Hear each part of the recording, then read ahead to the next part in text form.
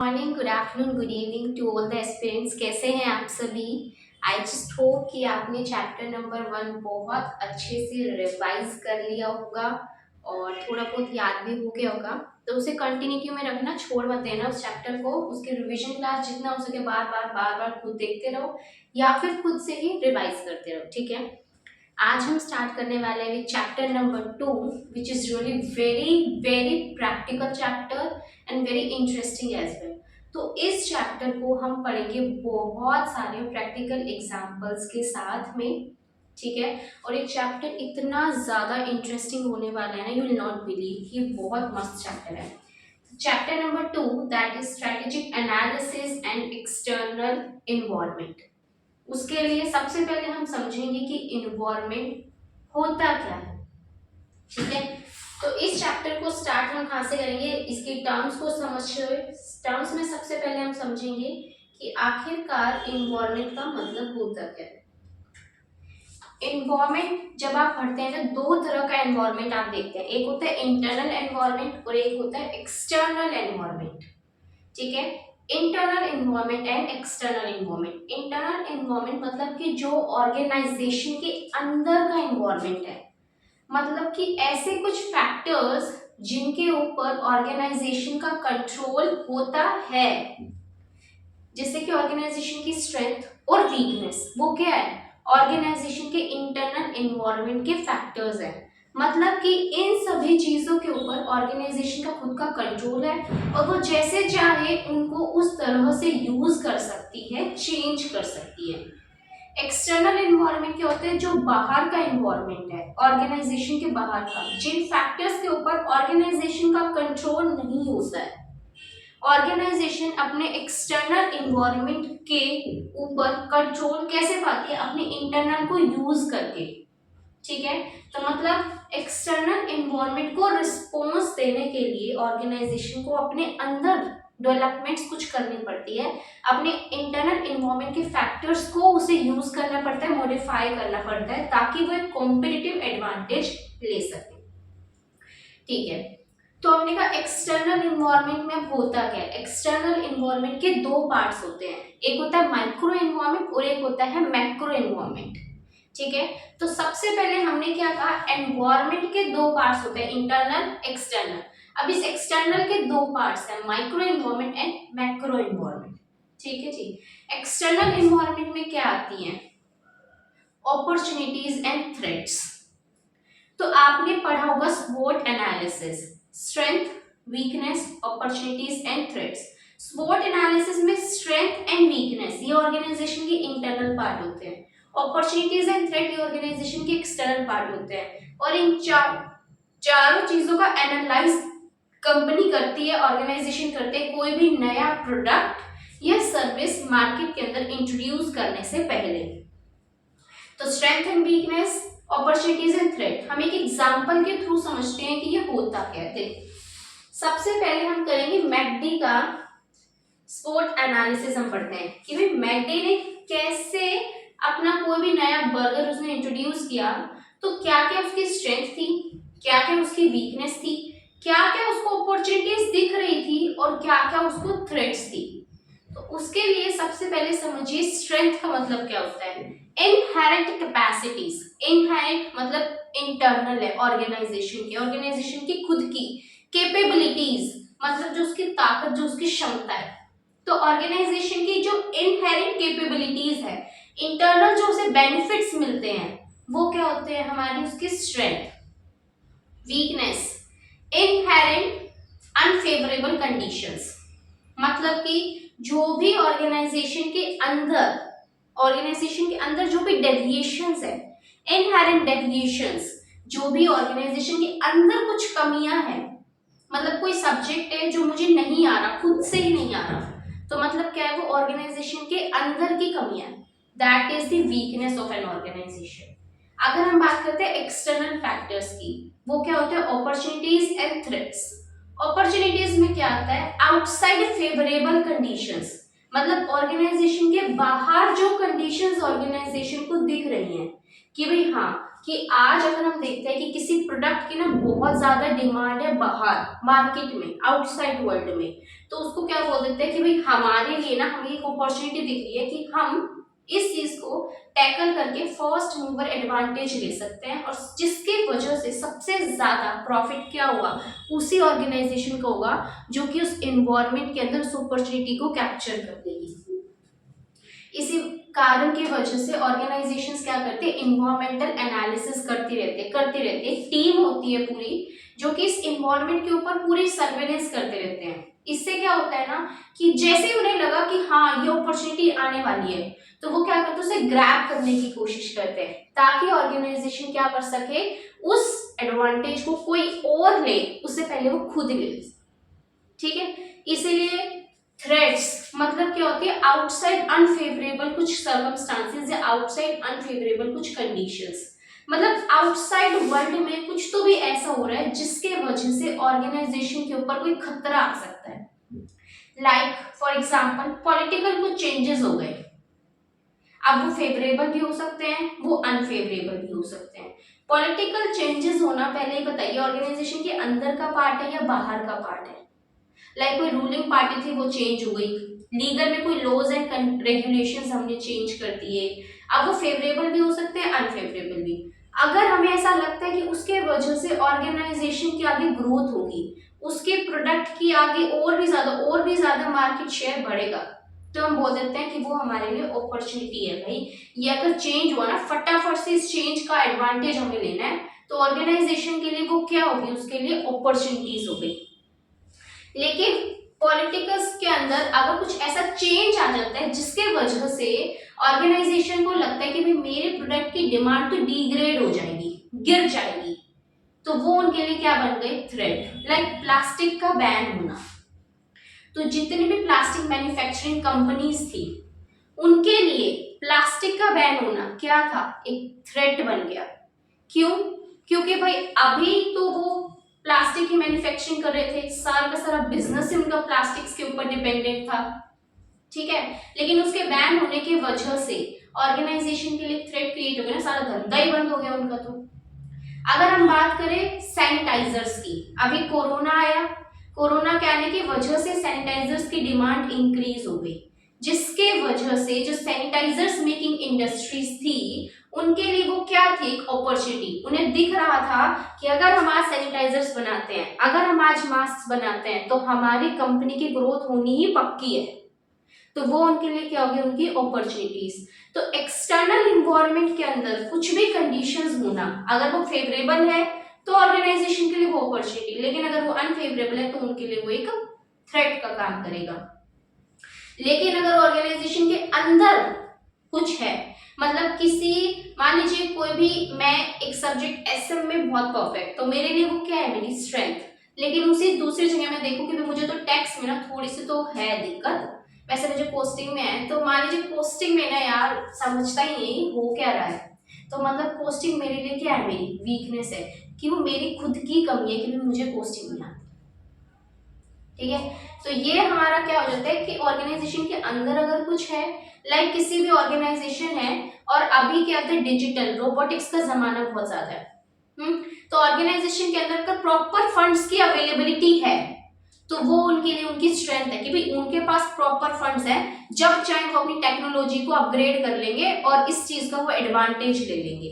ठीक है, लेकिन अगर ऑर्गेनाइजेशन के अंदर फंड्स की ना थोड़ी सी लैकिंग है, मतलब बिल्कुल शॉर्ट स्पैन ऑफ टाइम में ऑर्गेनाइजेशन जल्दी से फंड्स को अरेंज नहीं कर पाती, ठीक है, और बाहर टेक्नोलॉजी के अंदर कुछ भी अपग्रेडेशन हो रही है, ऑर्गेनाइजेशन के लिए वो क्या है, उसकी वीकनेस है। क्या है उसके लिए, वो वीकनेस है, क्योंकि उसके पास फंड्स की अवेलेबिलिटी ही नहीं है। तो जो ऑर्गेनाइजेशन के इंटरनल जो फैक्टर्स है वो होते हैं हमारी स्ट्रेंथ एंड हमारी वीकनेस, और जो एक्सटर्नल फैक्टर्स होते हैं वो होती हैं अपॉर्चुनिटीज एंड थ्रेट्स। तो इसको हम पढ़ेंगे किसकी हेल्प से, मैकडी के एग्जाम्पल की हेल्प से। मैकडी के अंदर स्ट्रेंथ में क्या क्या कहा इन्होंने, स्ट्रेंथ में इन्होंने कहा है कि one of the top most valuable brand in the entire world, मतलब कि बेस्ट ब्रांड बन गया, बेस्ट ब्रांड का बन जाना, ये उनके लिए क्या है, उनकी स्ट्रेंथ, कि भाई किसी और के पास वो ब्रांड नहीं है जो हमारे पास है, तो मैकडी के लिए चीज क्या हो गई, उसकी ब्रांड, मतलब क्या हो गया, स्ट्रेंथ। उसके बाद हमने क्या कहा कि मैकडीज के French fries are considered as one of the tastiest fries in the food, मतलब उनको लगता है कि उनकी फ्रेंच फ्राइज ना सबसे बेस्ट है, कोई और इतने बेस्ट दे ही नहीं सकता। तो ये उनके लिए क्या है, उनकी स्ट्रेंथ। ऐसे कहते हैं कि मैकडी जो होते हैं उसको multi billion real estate empire, कि रियल एस्टेट एम्पायर में बेस्ट है उनके पास, तो ये उनकी स्ट्रेंथ। रिवोल्यूशनरी टेक्नोलॉजीज है उनके पास, मतलब बेस्ट से बेस्ट टेक्नोलॉजीज की अवेलेबिलिटी उनके पास है, तो ये भी उनके लिए क्या हो गया, उनके लिए उनकी स्ट्रेंथ। एंड साथ ही साथ कहते हैं कि भाई मार्केटिंग की स्कीम्स ना वो बहुत अच्छी चला लेते हैं ऑर्गेनाइजेशन, तो ये भी उनके लिए क्या हो गई है, उनकी स्ट्रेंथ। नेक्स्ट अगर हम बात करते हैं, एक सेकंड को इसको जूम, हाँ देखो जूम हो गई ना ये, अब अच्छे से शो होगी। तो ये हमने इसकी क्या पढ़ ली, मैकडी के स्ट्रेंथ। अगर हम बात करते हैं मैकडी की वीकनेस की, वीकनेस इसके अंदर देखो, सबसे पहले हमने क्या कही भी, फ्रेंचाइजी बिजनेस मॉडल की, और मैकडी के लिए ये कि वो फ्रेंचाइजीज देते हैं। अब फ्रेंचाइजी बिजनेस मॉडल में क्या है कि अगर मान लीजिए कोई भी दिक्कत आई ना, तो उनकी वो फ्रेंचाइजी उन्हें बंद करनी पड़ जाएगी, तो एक काइंड ऑफ वीकनेस है कि कभी भी किसी भी एरिया में उन्हें बंद करनी पड़ सकती है।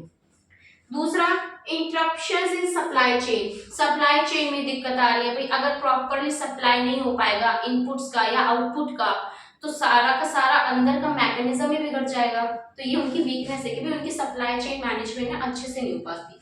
फिर हमने कहा लैक ऑफ एम्प्लॉयज में सेटिस्फेक्शन, ये अनसेटिस्फाइड एम्प्लॉयज है, lack of motivation among employees है, ये क्या है, वीकनेस।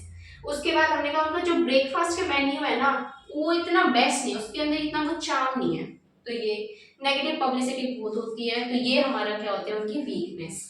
अगर अपॉर्चुनिटीज की बात की जाए कि भाई उन्होंने जो होती है अभी लॉन्च करा अपना $1, $2, $3 मेन्यू, एंड 2 for $5, मतलब उन्होंने कोई नया प्रोडक्ट को मैच किया, उन्होंने लॉन्च मार्केट को देखते हुए, उन्होंने ज्योग्राफिकल कंडीशंस को देखते हुए और नए नए प्रोडक्ट्स को लॉन्च किया। उन्हें लग रहा था कि भाई कंडीशंस ना, ज्योग्राफिकल कंडीशंस आप पढ़ेंगे एक फैक्टर ज्योग्राफिकल में, कि भाई हमारी जो भी एरिया है ना, जिस एरिया के अंदर काम कर रहे हैं हम, वो एरिया फेवरेबल था किसके लिए, मैकडी के लिए, वेदर वो अमेरिका में कर रहा हो या इंडिया में किसी दिल्ली में कर रहा है, मुंबई में कर रहा है, चंडीगढ़, जहां भी कर रहे हैं। उसके बाद एक्सपेंशन जो थी एशियन मार्केट्स में एक्सपेंशन हो रहा था उनका बहुत ज्यादा, वो अपनी ब्रांड इमेज को रीबिल्ड कर रहे हैं, और उन्होंने पार्टनरशिप्स करी हैं, ठीक है, तो उसकी पार्टनरशिप्स उन्होंने उबर ईट्स के साथ कर दी, जिसके वजह से जो उनकी जो डिमांड थी ना उनके प्रोडक्ट की, वो ज्यादा हो गई ऑनलाइन डिलीवरी के वजह से। उसके थ्रेड्स, भाई रिस्की इन्वेस्टमेंट्स होते हैं टेक्नोलॉजी के अंदर, और कंपटीशन आ गया, बर्गर किंग से कंपटीशन, एक्सटर्नल एनवायरनमेंट से कंपटीशन आ जाना, हमारा किसी कॉम्पिटिटर का बहुत बेटर वे में अराइज होना, ये ऑर्गेनाइजेशन के अंदर बाहर से आने वाला क्या है, खतरा, तो थ्रेट। कल्चरल थ्रेट्स आ रहे हैं कि ऑर्गेनाइजेशन के मैकडी के जो एथिक्स, जो रूल्स रेगुलेशंस, उसकी जो मोरल वैल्यूज, जो कल्चर कंडीशंस फॉलो की जाती हैं, वो डिफरेंट है देन उस एरिया से, उस ज्योग्राफी से जहां पर वो सर्व करते हैं। ये भी उसके लिए क्या हो गया, थ्रेट, क्योंकि लोग डिनाई कर सकते हैं उसके प्रोडक्ट को परचेज करने से, अगर लोगों को ऐसा लगता है कि भाई उधर का जो कल्चर है ना वो हमसे मैच नहीं करता। उसके बाद मैकडी जो होती है ये कंसीडर की जाती है ओल्ड स्कूल है, और इसके अंदर क्या होती है, एक प्रेशर इन्हें बहुत ज्यादा फेस करना पड़ता है अपने वेस्ट को मिनिमाइज करने के लिए, तो ये उसके मैकडी के लिए क्या हो गई है, बहुत सारी उसकी थ्रेड्स। और देखें क्या, हाँ देखो इन्होंने क्या कहा है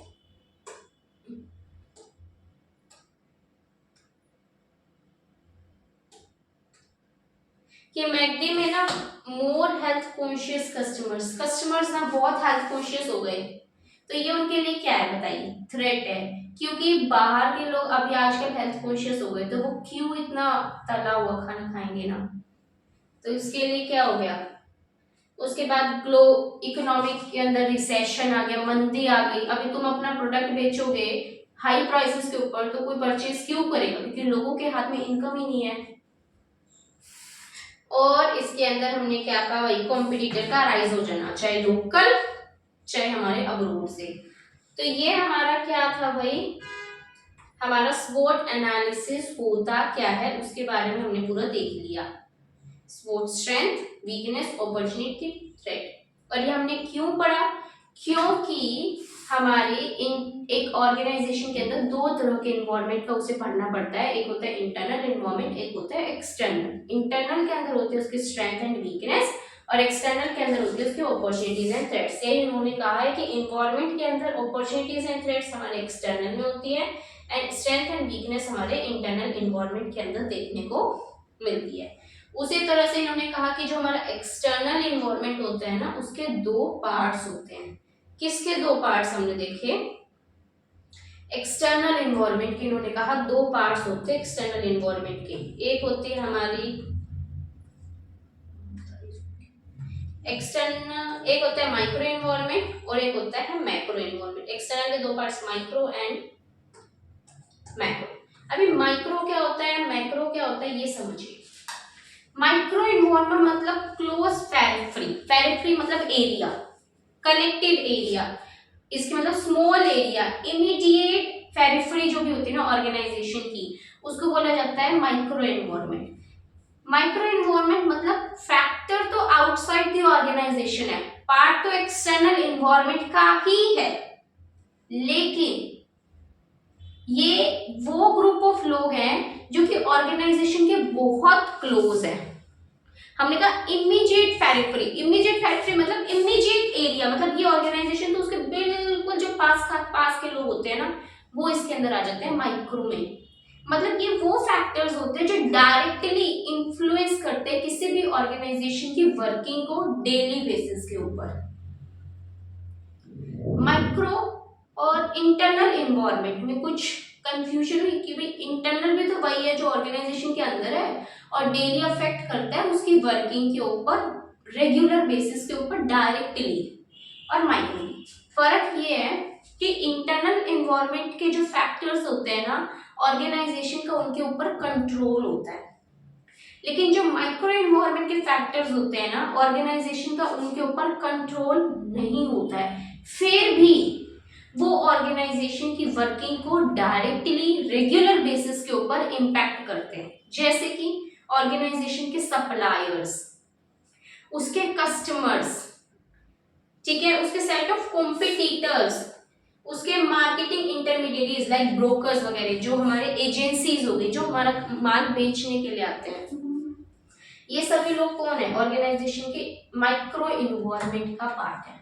मतलब जो लोग ऑर्गेनाइजेशन के बहुत ही क्लोज, अगर ये हमारी ऑर्गेनाइजेशन है तो इसके बिल्कुल क्लोज के जो लोग हैं ना, वो हमारी कौन है, माइक्रो इन्वायरमेंट। मतलब इसके ऊपर उनके अंदर जरा सा भी चेंज हो ना, सीधा उसी ऑर्गेनाइजेशन के ऊपर, उस पर्टिकुलर ऑर्गेनाइजेशन के ऊपर ही इंपैक्ट आएगा।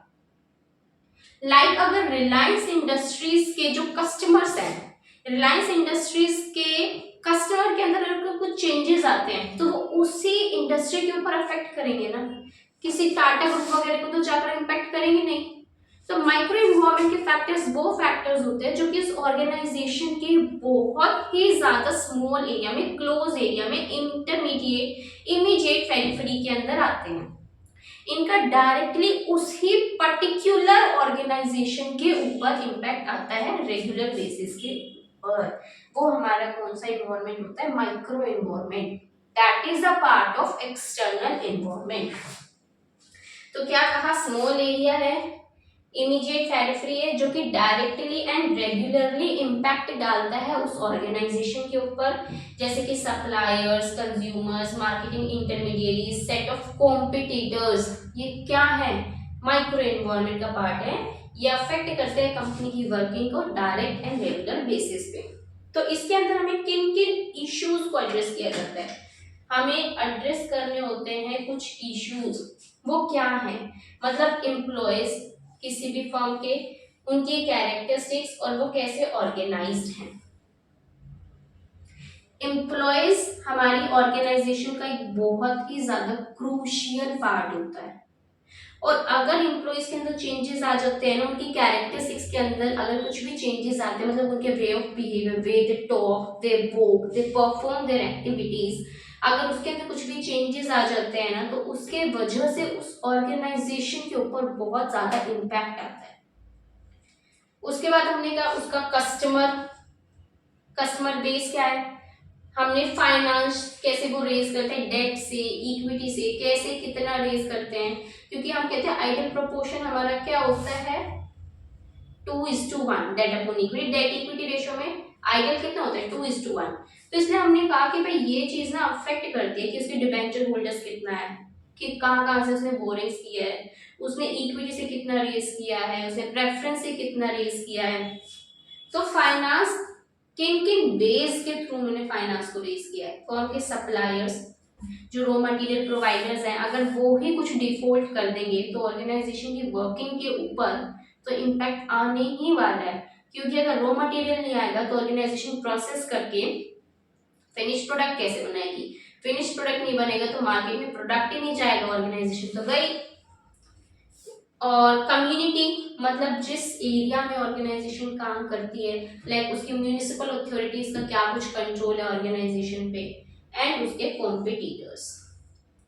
ये सारा कुछ किसका पार्ट था, माइक्रो एनवायरनमेंट का।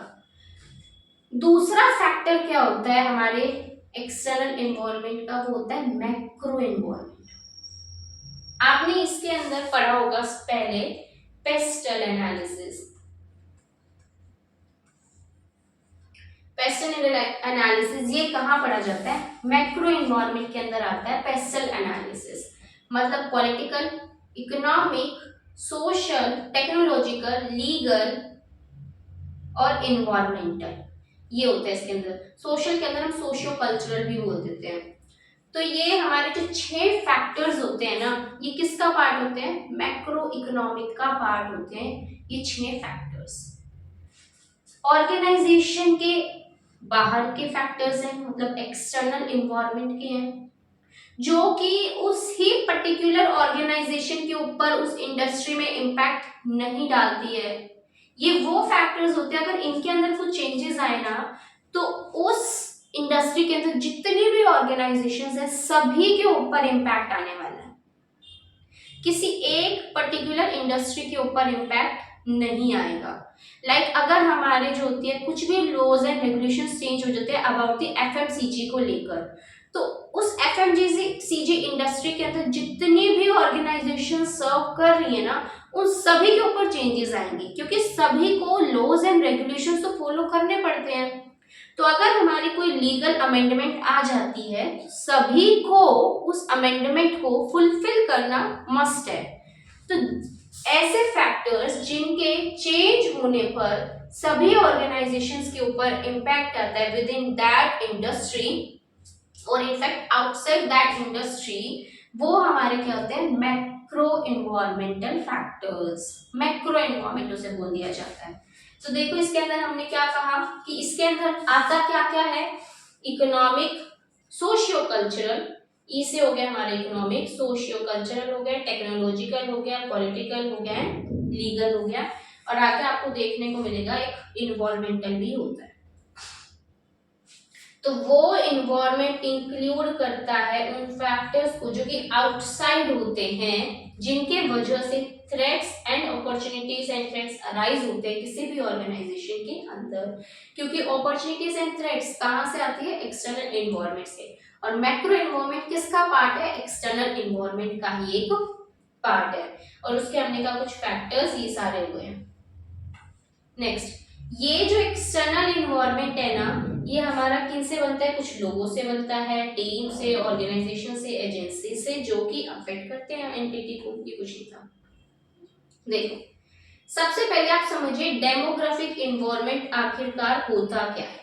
डेमोग्राफिक इन्वायरमेंट मतलब, डेमोग्राफी मतलब कैरेक्टरिस्टिक्स ऑफ पॉपुलेशन, कि एक ऑर्गेनाइजेशन जिस भी एरिया में, जिस भी ज्योग्राफी के अंदर सर्व कर रही है अपने प्रोडक्ट्स एंड सर्विसेज, उस ज्योग्राफी के अंदर जो भी पॉपुलेशन है उनकी क्या कैरेक्टरिस्टिक्स हैं, लाइक उनकी एज, उनकी रेस, उनका जेंडर, उनका बिहेवियर, उनके पैटर्न, मतलब उनके क्या डिमांड्स एंड डिजायर्स होते हैं, एजुकेशन का लेवल, उनका क्या रीजन है, और जॉब पोजीशन क्या है, हाउसेस की ओनरशिप क्या है, मतलब कि इनकम क्या है उन लोगों की।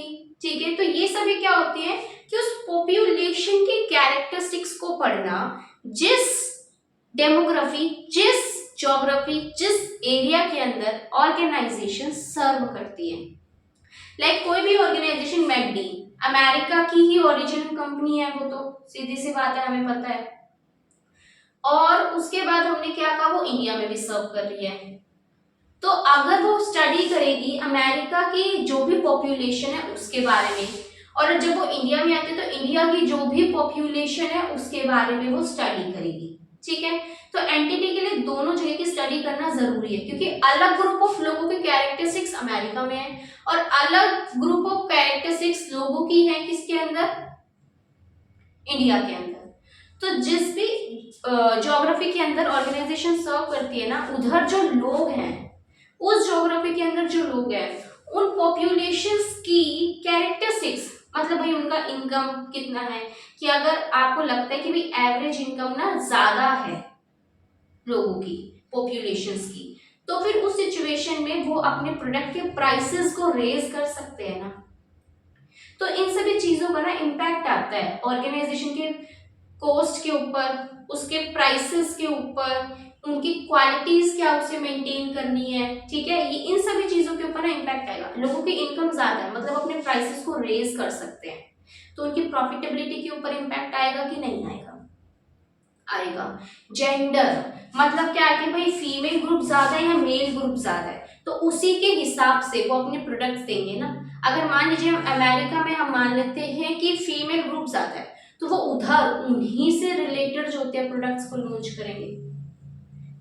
कोई कॉस्मेटिक्स की है, तो अगर हमें लगता है कि भाई ना अमेरिका में भाई फीमेल ग्रुप ज्यादा है या मेल ग्रुप ज्यादा है, तो वो जो ज्यादा है उसी के लिए तो अपने प्रोडक्ट्स ज्यादा लॉन्च करेंगे। अब इंडिया के अंदर टीरा का आना, ठीक है, अभी टीरा ने ना ये देखा होगा कि भाई हमारे यहाँ पर ना फीमेल ग्रुप ज्यादा पॉपुलेशन में है या फिर मेल ग्रुप ज्यादा पॉपुलेशन में है, तो वो प्रोडक्ट्स दोनों के लिए लॉन्च करेगी, लेकिन उसका जो मेन फोकस होगा ना वो उसके ऊपर होगा कि उस पॉपुलेशन की कैरेक्टरिस्टिक्स क्या है। अगर उन्हें लगता है कि जो फीमेल ग्रुप है ना, जो कंज्यूम करे कॉस्मेटिक्स प्रोडक्ट्स को, वो ज्यादा है as compare to the male group, तो वो उन फीमेल ग्रुप से रिलेटेड ज्यादा प्रोडक्ट्स को लॉन्च करेंगे, क्योंकि एट लास्ट क्या होना है, उनको भी तो अपना मार्केट शेयर, अपनी प्रॉफिटेबिलिटी, प्रोडक्शन कैपेबिलिटीज, कॉस्ट, जितने भी ओवरहेड्स उनके लगते हैं, उस हर चीज को कवर करना चाहते हैं ना वो भी। तो ये इधर देखा जाता है कि भाई आप जहां सर्व कर रहे हैं उसके अंदर जो पॉपुलेशन है उनकी देखिए क्या कैरेक्टरिस्टिक्स है, किस एज ग्रुप के लोग ज्यादा हैं। इंडिया में देखा जाता है कि जो यंगर एज ग्रुप है ना वो ज्यादा है, लेकिन चाइना में अगर हम देखते हैं ना तो जो ओल्ड एज ग्रुप है ना वो ज्यादा है। तो जब कंपनी अपनी कोई भी एनालिसिस, कुछ भी डिजाइन डिसीजन लेगी, कुछ भी स्ट्रैटेजीज को फॉर्म करेगी, तो उसे ये देखना पड़ेगा ना कि भाई अगर यंगर ग्रुप है ना तो उसके लिए ऐसे हमें सर्व करना पड़ेगा, इस तरह से हमें कुछ भी डिसीजन मेकिंग करनी है, लेकिन अगर ओल्ड एज ग्रुप है तो उधर इस तरह से डिसीजन मेकिंग है। तो इसका भी बहुत ज्यादा इम्पैक्ट आता है, किसका, डेमोग्राफिक एनवायरनमेंट। तो इन्वायरमेंटल एनालिसिस के अंदर डेमोग्राफिक इन्वायरमेंट को भी पढ़ना एक क्रूशियल पार्ट बन जाता है। तो क्या कहा उन्होंने, कैरेक्टरिस्टिक्स क्या है पॉपुलेशन की, उनकी एज, उनका जेंडर, इनकम, ठीक है, उनका एजुकेशन, मोर एजुकेटेड लोग ज्यादा हैं या नहीं है, और उसके बाद कितनी कितनी असेट्स उनके पास है, क्या जो पोजीशन है, क्या रीजन है, क्या रिलीजन उनके द्वारा फॉलो किया जाता है, ये हर चीज। भाई इन्होंने कहा कि इंडिया के अंदर जो यंगर पॉपुलेशन है वो ज्यादा है, तो इसलिए बहुत सारी मल्टीनेशनल कंपनीज जो होती है ना वो इंटरेस्टेड है इंडिया में, क्योंकि जो पॉपुलेशन है ना वो भी बहुत ज्यादा है इंडिया की। क्या क्या इश्यूज कंसीडर किए जाते हैं, एड्रेस, क्या क्या इश्यूज एड्रेस किए जाते हैं हमारे डेमोग्राफिक इन्वायरमेंट के अंदर। एक तो है कि what demographic trends will affect the market का साइज, ठीक है, ये किस चीज को अफेक्ट करते हैं, डेमोग्राफी के अंदर जो भी ट्रेंड चल रहा है ना वो मार्केट के साइज को अफेक्ट करता है, इंडस्ट्री के। भाई इंडस्ट्री के लिए कितनी ये मार्केट अवेलेबल है, उसका साइज क्या है, और ये क्या है, बहुत सारे अपॉर्चुनिटीज एंड थ्रेट्स भी दे देती हैं। खत्म। ये है हमारा डेमोग्राफिक इन्वायरमेंट, किसके अंदर, मैक्रो इन्वायरमेंट के अंदर। दूसरी चीज क्या आती है, सोशियो कल्चरल इन्वायरमेंट। पहले आप डेमोग्राफिक इन्वायरमेंट को थोड़ा सा कंज्यूम कीजिए, एक सेकेंड के लिए।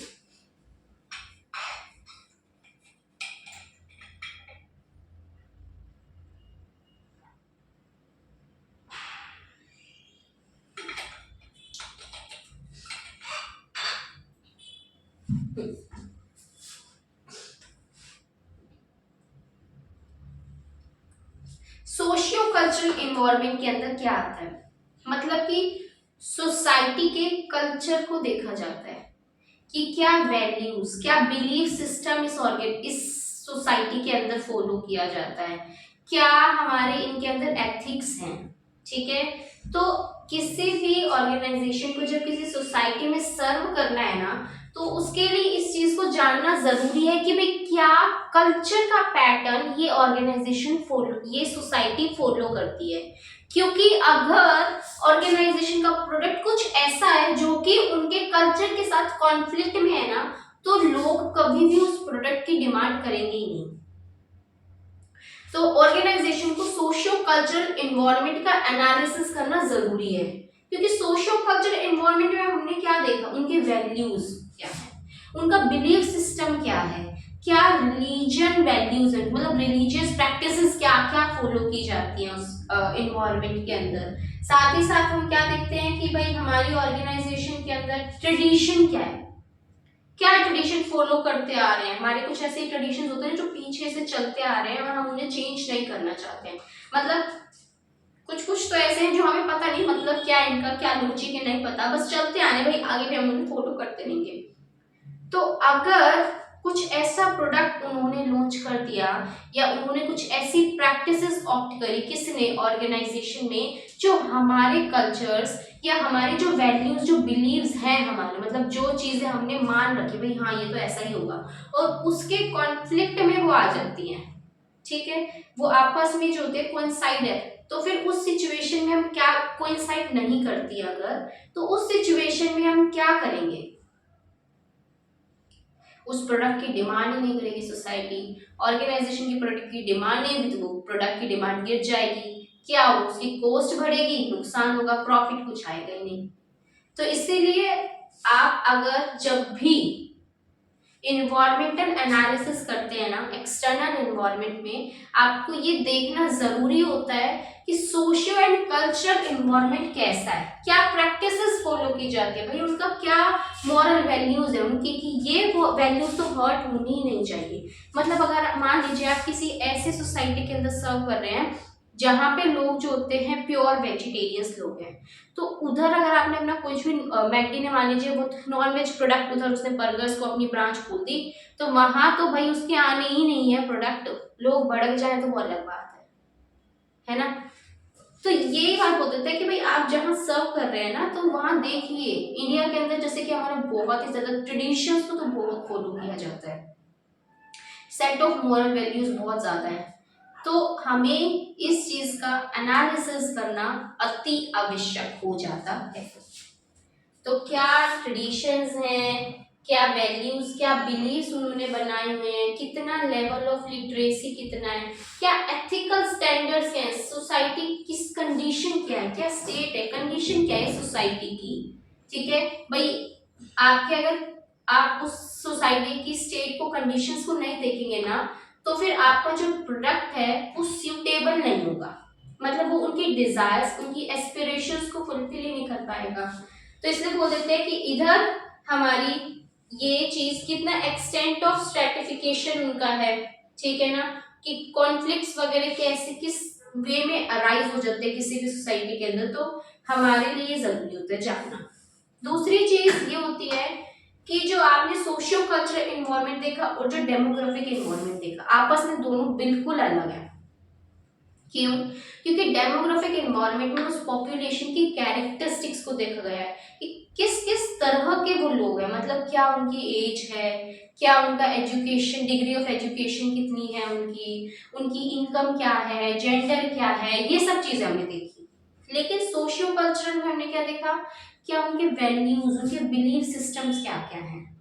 ठीक है, तो दोनों बहुत ही ज्यादा अलग है। लोगों का बिहेवियर कैसा है, सोसाइटी में क्या बिहेवियर पैटर्न क्या है उनका, तो ये चीज जाननी जरूरी है।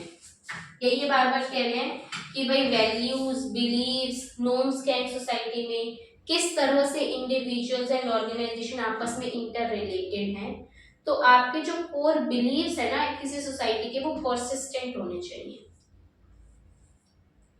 तो ऑर्गेनाइजेशन बिजनेस की कोर वैल्यूज को चेंज करना मुश्किल होता है, क्योंकि ये डिटर्मिनेंट बन जाता है उसके फंक्शनिंग का। तो कोर बिलीव्स मतलब जो सेंट्रल वैल्यूज है ना किसी भी बिजनेस की, उनको चेंज करना थोड़ा सा डिफिकल्ट हो जाता है, क्योंकि वो रिजिड बन जाती हैं। आप एक हिसाब से अपनी स्ट्रैटेजी को चेंज कर सकते हैं, लेकिन जो वैल्यू बिलीव सिस्टम फॉलो किया जाता है ना उसको चेंज नहीं कर सकते हैं। लेकिन किसी भी फैमिली के अंदर देख लीजिए, फैमिली के अंदर हमने कोई डिसीजन लिया कि भाई हम तो ये करेंगे, लाइक हम कोई कोई फैमिलीज के अंदर ना ये चलता है कि भाई यहाँ पे तो अरेंज ही मैरिज होगी। अब आप आए उठ के कि भाई ना ना ना मैं तो इस ट्रेडिशन को इसको तोड़ूंगी भाई ना, हम तो क्या करेंगे लव मैरिज की तरफ जाएंगे।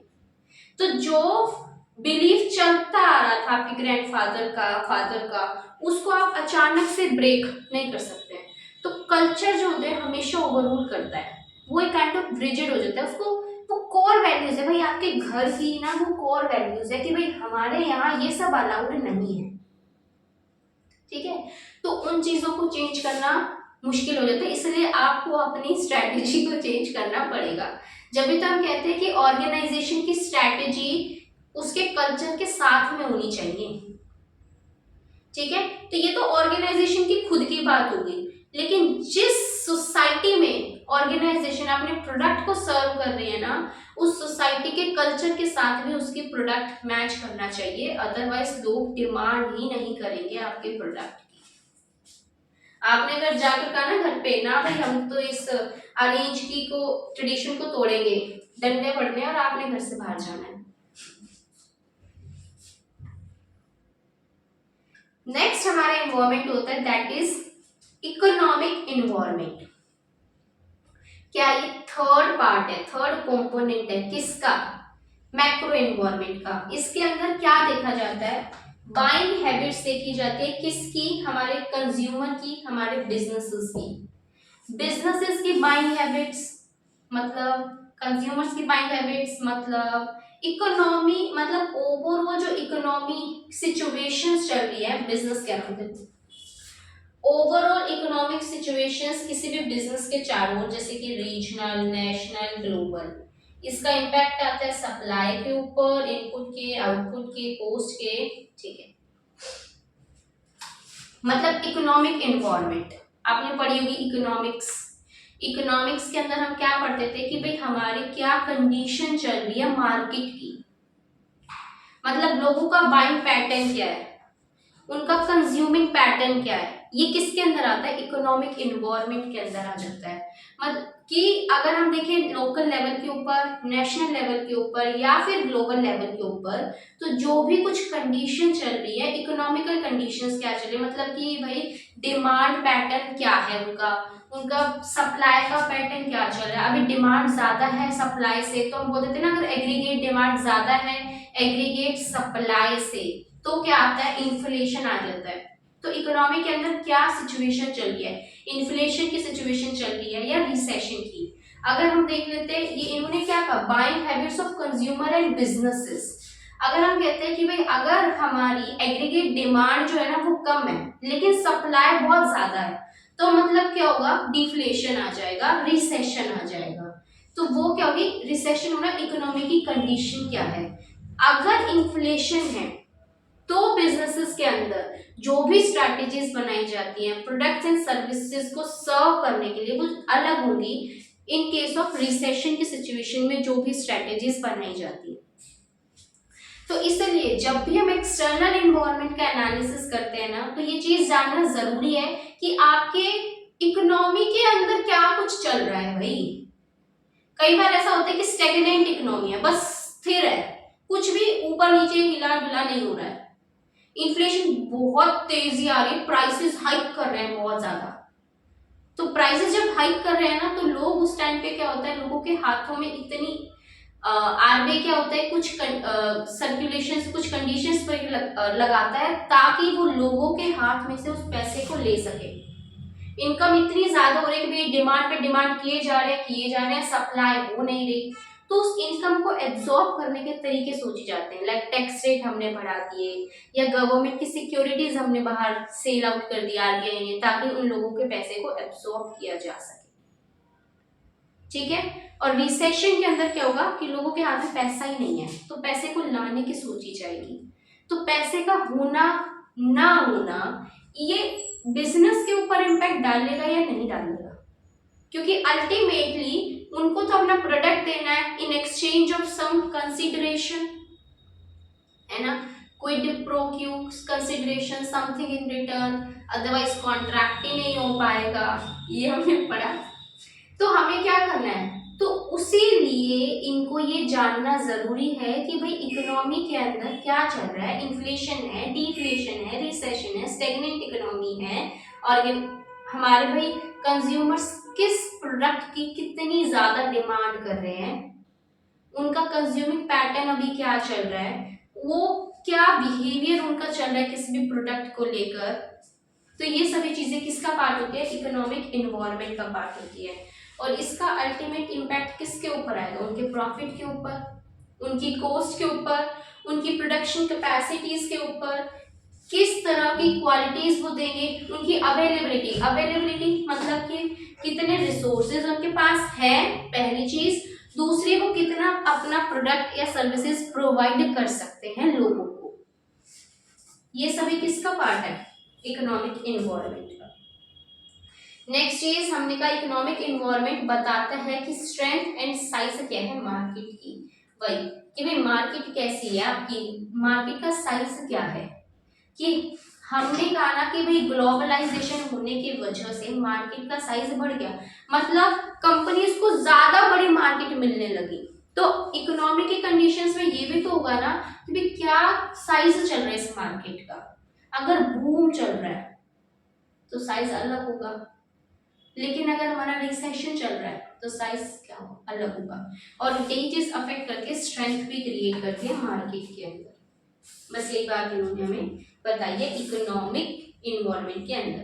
कहते हैं कि इकोनॉमिक कंडीशंस, जो नेशन के अगर इकोनॉमिक कंडीशंस की बात की जाए ना, वो किसको रेफर करती है, ये सेट ऑफ इकोनॉमिक फैक्टर्स बताते हैं जिनका इन्फ्लुएंस होता है क्या, हमारी ऑर्गेनाइजेशंस के ऊपर। तो जैसे कि हमारा जीडीपी क्या है, इकोनॉमी के अंदर हम क्या पढ़ते हैं कि भाई आपका जीडीपी क्या चल रहा है, gross domestic product.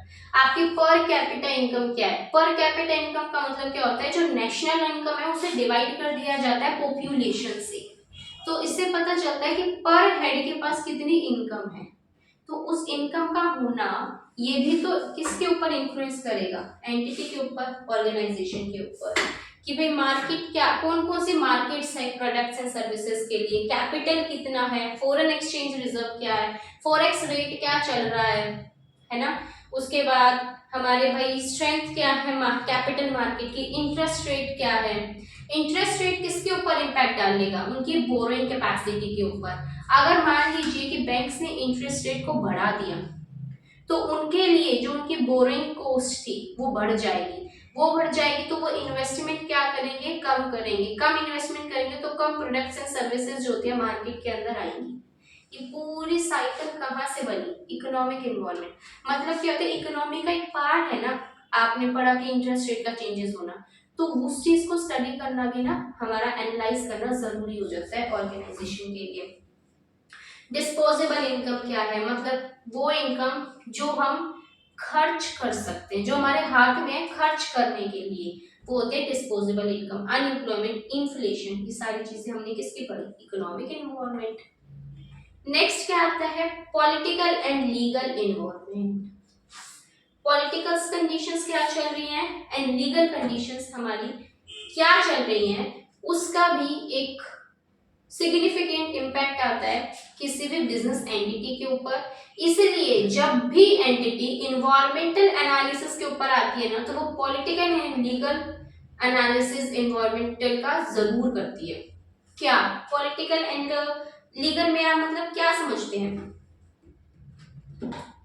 Degree to which business issues मतलब पॉलिटाइज, पॉलिटिकल मोरालिटी कितनी है, क्या लॉज हैं, पॉलिटिकल आइडियोलॉजी, रूलिंग पार्टी कौन है, हमारी इफेक्टिवनेस कितनी है गवर्नमेंट एजेंसीज की, गवर्नमेंट का इंटरवेंशन कितना है किसी भी इकोनॉमी के अंदर। पॉलिटिक्स मतलब पॉलिटिकल मतलब रूलिंग पार्टी कौन है। लाइक अभी फॉर नाउ बीजेपी हमारी क्या चल रही है, रूलिंग पार्टी चल रही है। तो बिजनेसेस को, ये आप सभी को ही पता है कि अडानी ग्रुप हमने देखा और रिलायंस इंडस्ट्रीज हमने देखी, तो उनके लिए ये चीज का एनालिसिस करना बहुत जरूरी होता है कि रूलिंग पार्टी क्या है ना। रूलिंग पार्टी को खुश रखना मतलब उनके बिजनेस की ग्रोथ का होना। आपस में क्या है, बहुत ही ज्यादा इंटरकनेक्टेड है, आप सभी भी कनेक्ट कर पा रहे होंगे। मैं डायरेक्टली तो नहीं बोल पाऊंगी इस पब्लिक प्लेटफॉर्म पे, बट हमने क्या कहा कि क्या पॉलिटिक्स की मोरल्स क्या है, कि जो पार्टी रूल कर रही है या फिर जो रूल नहीं भी कर रही है, तो इस पॉलिटिकल इन्वायरमेंट के अंदर क्या मॉरल वैल्यूज फॉलो किए जाते हैं उस पार्टी के द्वारा। तो जो उस रूलिंग पार्टी की वैल्यूज हैं उसका भी तो इम्पैक्ट आएगा किसके ऊपर, वर्किंग के ऊपर, बिजनेस के, है ना। क्या लॉज एंड रेगुलेशंस लगाए जाते हैं। लाइक हम लॉ में पढ़ते हैं कि बहुत सारी हमारे रिक्वायरमेंट्स होती हैं, फॉर्मेलिटीज होती हैं, डॉक्यूमेंटेशंस की, रजिस्ट्रार को देना, कंपनी का इनकॉर्पोरेशन होने पर, या फिर पार्टनरशिप के अंदर अगर कोई पार्टनर की डेथ हो जाती है तो उसके अंदर तो पार्टनरशिप डीड बनाया जाता है ना। रजिस्टर्ड हो तो ही आती है, अनरजिस्टर्ड भी हो सकते हैं, रिक्वायरमेंट नहीं है। तो ये सभी चीजें क्या है, लॉज एंड रेगुलेशंस के अंदर चेंजेस का आना। तो आपने जब भी कोई बिजनेस को चलाना है, मतलब चलाना या चला ही रहे हैं इन द रेगुलर कोर्स के अंदर भी, अगर कोई कंडीशन रिक्वायरमेंट में चेंज आ गया, लाइक लॉ ने कोई भी नई अमेंडमेंट को पास कर दिया, तो उस कंडीशन को फुलफिल करना क्या है आपके लिए जरूरी है, अदरवाइज पेनल्टीज फाइन्स लगेंगे, है ना। तो ये हमारा क्या होता है, लीगल इन्वायरमेंट का पार्ट आ जाता है। अभी जो रूलिंग पार्टी है, लाइक पॉलिटिकल के अंदर हम देखते हैं रूलिंग पार्टी है, उनकी क्या मोरल वैल्यूज उनके द्वारा फॉलो किए जाते हैं, क्या आइडियोलॉजीज उनकी है, क्या थॉट प्रोसेस उनका चलता है, कि भाई आप ना कुछ अंदाजा लगा लेते हैं कि भाई हाँ इनकी ना ये थॉट प्रोसेस है, तो अगर हम अपने बिजनेस को इस तरह से चलाएंगे तो हमारा बिजनेस प्रॉफिटेबल होगा ही होगा डेफिनेटली। उसके बाद भाई हमारा उनका इंटरवेंशन कितना है गवर्नमेंट का हमारे बिजनेस के अंदर। अगर हमें लगता है कि भाई हम ऑटोनोमली मतलब पूरी मोनोपोली के साथ हम काम कर रहे हैं, गवर्नमेंट जरा सा भी आके इंटरफेयर नहीं कर रही है, तो डेफिनेटली कंपनीज अपने प्रोडक्ट के प्राइसेस को बढ़ाने ही वाली हैं, क्योंकि उन्हें पता है कि गवर्नमेंट आके इंटरफेयर नहीं करेगी। लेकिन अगर हम देखते हैं कुछ ऐसी मेडिसिन होती हैं, गवर्नमेंट क्या कहती है उनके ऊपर मैक्सिमम प्राइसेस सेट कर देती है कि भाई आप मैक्सिमम तो इतना ही प्राइस चार्ज कर सकता है, उससे ज्यादा नहीं। तो कंपनी चाहकर भी उस मेडिसिन का प्राइस उससे ज्यादा नहीं चार्ज करेगी। ये क्या है, पॉलिटिकल इंटरफेरेंस है। किसका, गवर्नमेंट का इंटरफेरेंस। गवर्नमेंट ज्यादातर किसके अंदर आती है, हेल्थ, एजुकेशन, डिफेंस। डिफेंस तो प्रॉपर गवर्नमेंट की है, हेल्थ, एजुकेशन, इन चीजों के अंदर कहाँ करते गवर्नमेंट इंटरफेयर करती है। तो कितना गवर्नमेंट का इंडिपेंडेंस है। गवर्नमेंटल एजेंसीज अगर डिपार्टमेंट्स कुछ हैं, वो कैसा काम कर रहे हैं, क्या वो तो कुछ ऐसा नहीं कर रहे जो हमारे लिए थ्रेट बन गया है। लाइक अगर हम देखते हैं अभी बीएसएनएल को, बीएसएनएल अभी वो क्या, वो जियो उसको अपने लिए एक बहुत ही ज्यादा स्टिफ कॉम्पिटिटर की तरह देखेगा, नहीं देखेगा, डेफिनेटली नहीं देखेगा। गिरता ही जा रहा है बीएसएनएल। तो अभी ज्यादातर क्या, एयरटेल और जियो यही चल रहे हैं, वीआईपी हो रहा है। तो फिर इसके लिए हमने क्या देखा कि भाई हम देखेंगे गवर्नमेंटल कुछ एजेंसीज, कुछ गवर्नमेंटल डिपार्टमेंट्स वो कैसा काम कर रहे हैं। ये भी किसका पार्ट है, पॉलिटिकल का पार्ट है। किस ऑर्गेनाइजेशन के अंदर गवर्नमेंट का कितना शेयर है। गवर्नमेंट कंपनी कौन सी, 51% से ज्यादा पेड अप शेयर कैपिटल, तो किसी भी ऑर्गेनाइजेशन के अंदर कितना उनका इंटरफेरेंस है, क्या क्या इम्पैक्ट है गवर्नमेंट की एजेंसीज, गवर्नमेंट के डिपार्टमेंट, गवर्नमेंटल कंपनीज का हमारे ऊपर, रूलिंग पार्टी की मेथोडोलॉजीज क्या है, उनकी आइडियोलॉजीज क्या क्या है, क्या मोरल वैल्यूज है उनके द्वारा फॉलो की जाएंगी, लॉज एंड रेगुलेशंस में क्या क्या चेंजेस आ रहे हैं, क्या कुछ नई अमेंडमेंट्स, कुछ सर्कुलर्स पास किए जा रहे हैं या नहीं किए जा रहे हैं, इसका डायरेक्ट इम्पैक्ट किसके ऊपर आता है, बिजनेसेस के ऊपर, उनके प्रोडक्ट्स एंड सर्विसेज, उनकी प्रॉफिटेबिलिटी, उनकी कॉस्ट के ऊपर, डिमांड क्या है उन प्रोडक्ट की। अगर गवर्नमेंट ने कुछ, हमने कहा ना कि लीगल चेंजेस किए थे, गवर्नमेंट का प्लास्टिक को बैन कर देना, मतलब गवर्नमेंट ने उस, ये किसका पार्ट था, पॉलिटिकल लीगल इन्वॉल्वमेंट, प्लास्टिक के बैन होने की वजह से जो प्लास्टिक मैन्युफैक्चरिंग इंडस्ट्री थी उनका बिजनेस ठप गया, कियो। तो फिर वो क्या था, अगर आप एनालिसिस नहीं करते ना कि भाई अभी ना प्लास्टिक बैन हो सकता है या होने वाला है, तो फिर आप कोई अपना ऑल्टरनेटिव बिजनेस स्टार्ट ही नहीं करते, जिसके वजह से अचानक से फिक्स्ड कॉस्ट तो आती है, वो तो कंपलसरी है, वो तो आएगी ही, ठीक है। तो उसके वजह से बिजनेसेस के अंदर नुकसान होने के चांसेस बहुत ज्यादा थे। तो इसलिए जरूरी होता है कि आप पॉलिटिकल एंड लीगल इन्वॉल्वमेंट को भी साथ ही साथ समझते रहें कि उधर क्या कुछ चल रहा है ना।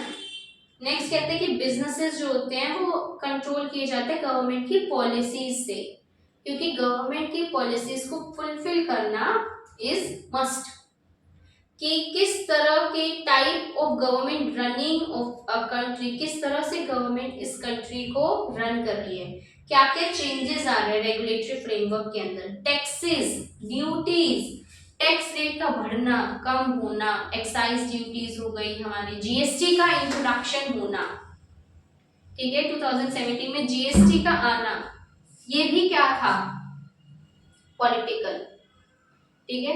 ये सभी चीजें क्या होती है, हमारी पॉलिटिकल लीगल इन्वॉल्वमेंट है, तो इनको भी प्रॉपरली मॉनिटर करना जरूरी है। नेक्स्ट आता है टेक्नोलॉजी, ये तो बहुत ज्यादा इंपॉर्टेंट है भाई, हाईली इंपॉर्टेंट फैक्टर है ये आज के टाइम पे। In today's world political involvement को पढ़ना जरूरी क्यों है, टेक्नोलॉजिकल इन्वॉल्वमेंट को पढ़ना जरूरी क्यों है, क्योंकि अब मॉडर्न टाइम्स में, प्रेजेंट टाइम में अगर हम देखें, टेक्नोलॉजी के अंदर डे टू डे अपग्रेडेशन आती जा रही है, नई टेक्नोलॉजीज मार्केट में इंट्रोड्यूस हो रही है। अगर आपका बिजनेस पुरानी टेक्नोलॉजी के ऊपर ही काम करता रहेगा तो आपका कॉम्पिटिटर आपको ओवरऑल जरूर करेगा, है ना।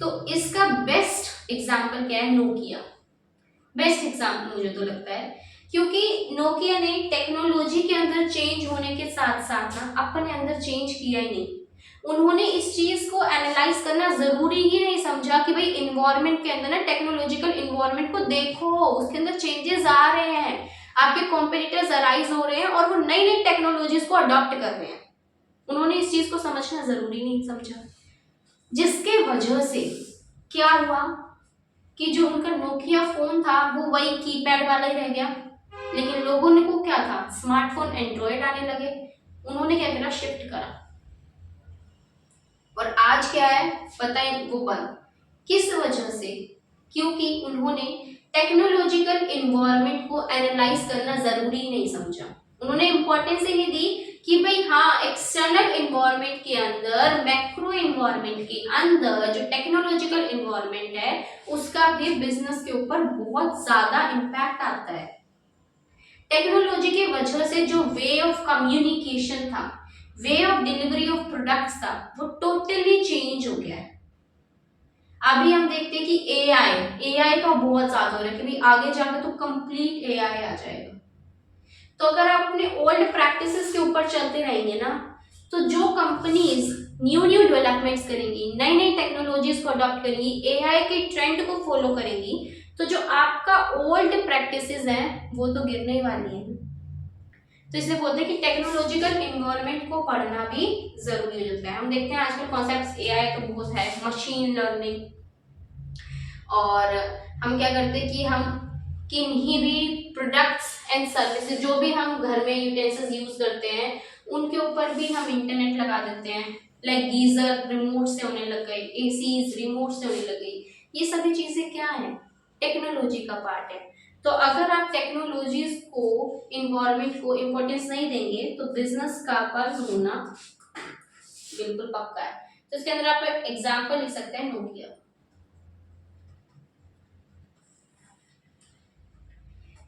कहते हैं टेक्नोलॉजी ने चेंज कर दिया है किस तरह से लोग कम्युनिकेट करते हैं, काम को करते हैं। टेक्नोलॉजी ने चेंज कर दी है किस तरह से आप बिजनेस को ऑपरेट करते हैं।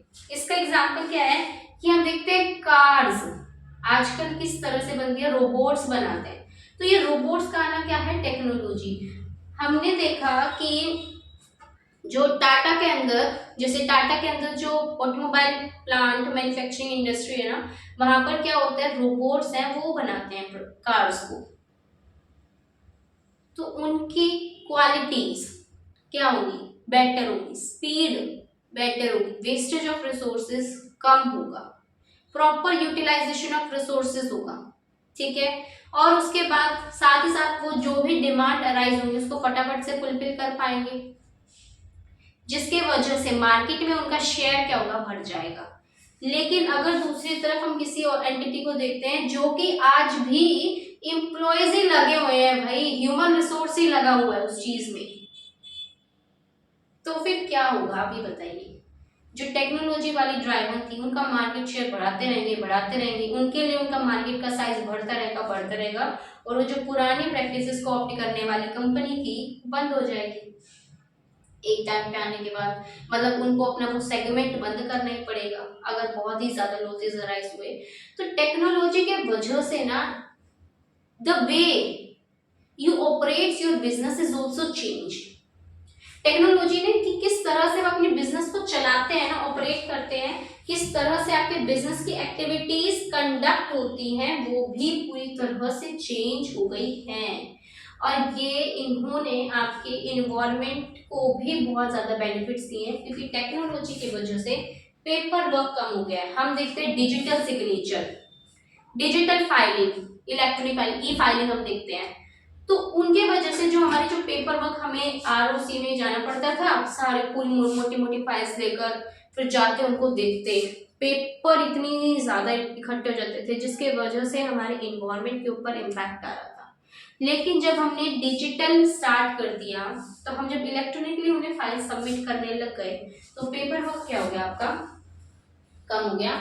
एंड पेपर वर्क के कम होने के साथ साथ आपके इन्वायरमेंट को भी बेनिफिट मिला। तो ये बताइए कि टेक्नोलॉजी ने किन किन चीजों के ऊपर इम्पैक्ट किया है। भाई आपकी जो पेमेंट्स थी वो एफिशिएंट हो गई, ऑनलाइन पेमेंट हमें ज्यादा एफिशिएंट है ना देन कैश ऑन डिलीवरी हम करते हैं। इन्वेंट्रीज हमारी प्रॉपरली कोऑर्डिनेट हो गए, क्योंकि जब हम फिजिकली वेरिफिकेशन करते हैं कोई बंदा, वो कम एफिशिएंट हो जाता है, क्योंकि वहाँ चांसेस है कि शायद कुछ रह जाए या शायद वो बंदा ही कुछ मैनिपुलेट कर दे।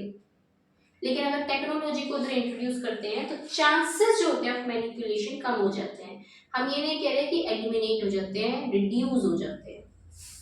इन्होंने कंपनी की कॉस्ट को कम कर दिया है, जैसे कि हमने कहा रोबोट्स का आना कार्स को मैन्युफैक्चर करने में।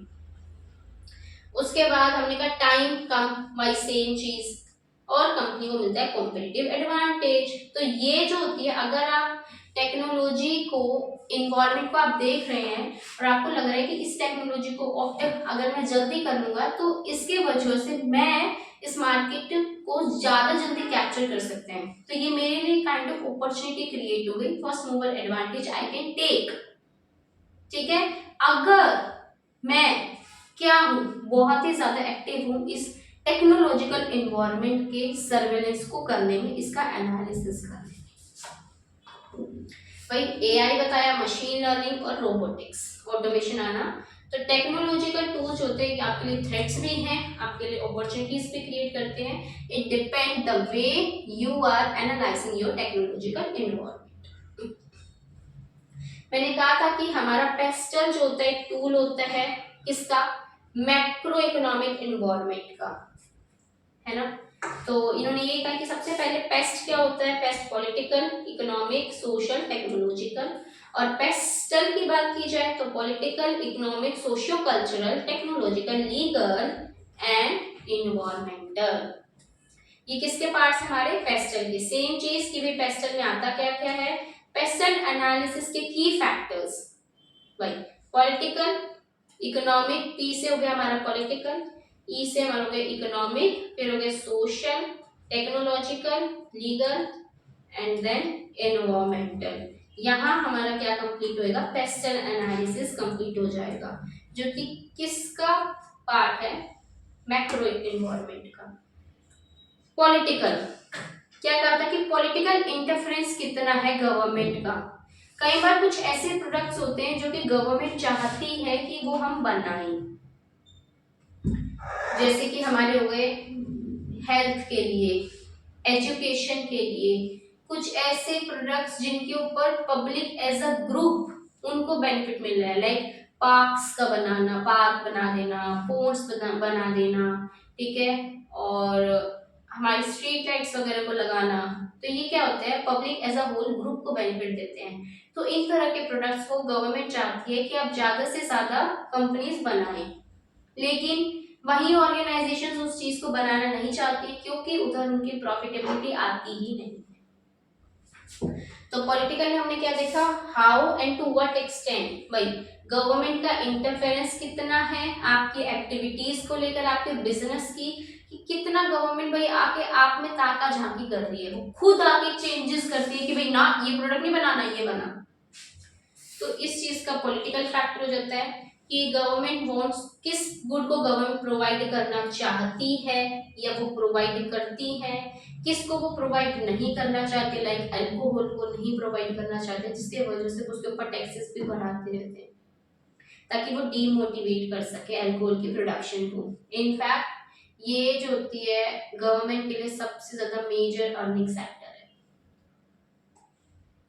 बट नहीं सही है इस चीज का। तो नेक्स्ट आता है economic factors. Economic factors like impact on how government operate and take decisions, मतलब किस तरह से इम्पैक्ट है कि कैसे बिजनेसेस ऑपरेट करते हैं, डिसीजंस लेते हैं। भाई इकोनॉमी के कुछ फैक्टर्स हैं जो कि इन्फ्लुएंस डालते हैं हमारे बिजनेसेस के ऊपर, तो हमें ये देखना पड़ता है कि भाई उन बिजनेसेस के ऊपर उन फैक्टर्स का क्या क्या इम्पैक्ट आ रहा है, और साथ ही साथ वो बिजनेसेस उन इम्पैक्ट को टैकल करते हुए किस तरह से अपने बिजनेस को ऑपरेट कर रहे हैं। Exchange rate, interest rate, money supply कितनी है, इन्फ्लेशन, क्रेडिट फ्लो और कैपिटल इनकम, सेम चीज, ग्रोथ रेट, जीडीपी वगैरह देख सकते हैं हम। नेक्स्ट होते हैं सोशल फैक्टर्स। हमने क्या कहा कि सोसाइटी के क्या वैल्यूज, क्या बिलीव्स चलते हैं, सोशियो कल्चरल हमने किया था इफ यू रिमेम्बर। तो सोसाइटी के अंदर क्या वैल्यूज, क्या बिलीफ सिस्टम्स वो फॉलो करते हैं ना, उसका भी एक मेजर इम्पैक्ट आता है किसके ऊपर, हमारे बिजनेसेस के ऊपर। तो कंपनी ये देखना चाहती है कि भाई ये जो फैक्टर्स हैं, जो उनके वैल्यूज, बिलीव्स, जो उनके मोरल एथिक्स चल रहे हैं, या जो भी उनका कल्चर फॉलो कर रहे हैं, वो जो भी उनकी ट्रेडिशंस चल रही हैं, उनका क्या इम्पैक्ट है बिजनेस के प्रोडक्ट्स एंड सर्विसेज के ऊपर, एंड कंपनी उन सभी चीजों में अपने आप को ऑपरेट कैसे करती है। टेक्नोलॉजी के अंदर कि भाई अगर टेक्नोलॉजिकल एडवांसमेंट्स हैं तो एक बैरियर तो है न्यू एंट्रेंट्स के लिए, क्योंकि अगर हम देख रहे हैं कि किसी इंडस्ट्री के अंदर हम बहुत जल्दी जल्दी क्या आ रहे हैं, टेक्नोलॉजिकल अपग्रेडेशंस आ रहे हैं, लाइक स्मार्टफोन्स ही देख लो आप, हर दिन कुछ तो भी नया नया टेक्नोलॉजी आ रही है इसके अंदर, मतलब हर महीने ही देख लो आप कि कोई तो भी नया फीचर ऐड ऑन हो ही जाता है। तो इसके अंदर टेक्नोलॉजिकल अपग्रेडेशंस क्या है, बहुत ज्यादा है।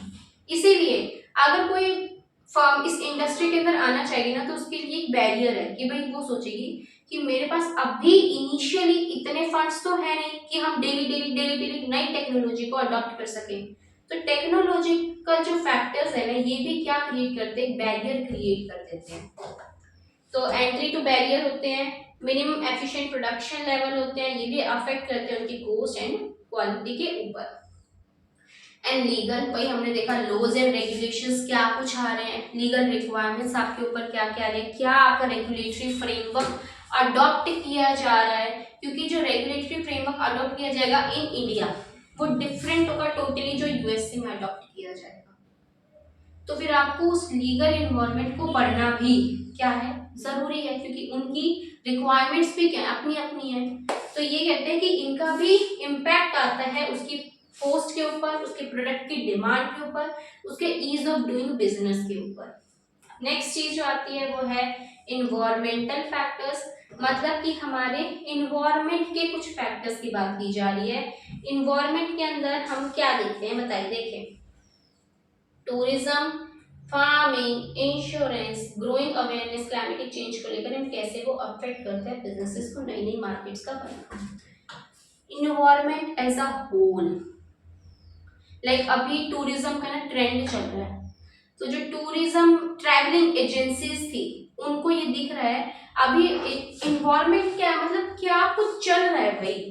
फार्मिंग, टूरिज्म, क्या कह रहे हैं कि अगर हम देख रहे हैं कि भाई ये सीजन चल रहा है टूरिज्म का, तो ट्रैवल एजेंसीज के लिए ये उनके लिए क्या हो गया, काइंड ऑफ बेनिफिट हो गया कि भाई हाँ हमारे को इस सीजन में ज्यादा से ज्यादा बेनिफिट अराइज होने वाला है, क्योंकि लोग करेंगे टूरिज्म और हमारा धंधा बढ़ेगा।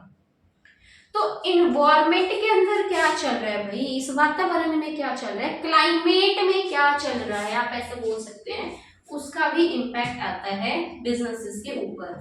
तो ये भी हमारे क्या करते हैं, उन्हें हेल्प करते हैं कि किस तरह से बिजनेसेस ऑपरेट कर रहे हैं इस क्लाइमेटिक कंडीशन में, क्या प्रोडक्ट्स एंड सर्विसेज वो दे रहे हैं। लाइक इन विंटर्स अगर आप कॉटन क्लोथ्स बेच रहे हैं तो मतलब आप सबसे बड़े बेवकूफ हैं, है ना। तो विंटर्स में हमें क्या चाहिए, वूलन क्लोथ्स। तो हम वही देख रहे हैं कि भाई इस कंडीशन के अंदर, इस इन्वायरमेंट के अंदर कैसे बिजनेसेस जो होते हैं ऑपरेट कर रहे हैं, क्या प्रोडक्ट्स एंड सर्विसेज वो सर्व करें, इसके ऊपर भी इम्पैक्ट आएगा। तो इन्वायरमेंटल फैक्टर्स में बिजनेसेस को देखना पड़ता है हर चीज के ऊपर, क्योंकि उनके ऊपर इम्पैक्ट आने वाला है। दैट इज कि रेनी सीजन में भाई उनको क्या है जरूरी, अम्ब्रेलाज, रेन कोट्स, ये सब चीजें जो भी कंपनीज बनाती हैं, तो उनके लिए वो सीजन क्या हो गया है, प्रॉफिटेबल ज्यादा होता है। यहाँ हमारा खत्म हो जाता है पेस्टल एनालिसिस। अभी क्या दिया, कुछ एक एग्जांपल्स फॉर्म कर दिए, मतलब आपको एक शॉर्ट टेबल बना के दे दिया है जिसकी हेल्प से आप ये समझ सकते हैं कि पॉलिटिकल में क्या आएगा, इकोनॉमिक में क्या आएगा, सोशल में क्या है, टेक्नोलॉजी में क्या है, लीगल में क्या है एंड इन्वायरमेंटल में क्या है। बेसिकली वो आपको पेस्टली बता रहा है, लेकिन उसके पॉइंट सेपरेट कर करके, ताकि आप क्विक ग्लांस दे सके। समरी है ये, क्या है ये समरी, जो भी ऊपर हमने पढ़ाया अब तक, एक रीडिंग लो आप खुद से ही इसकी।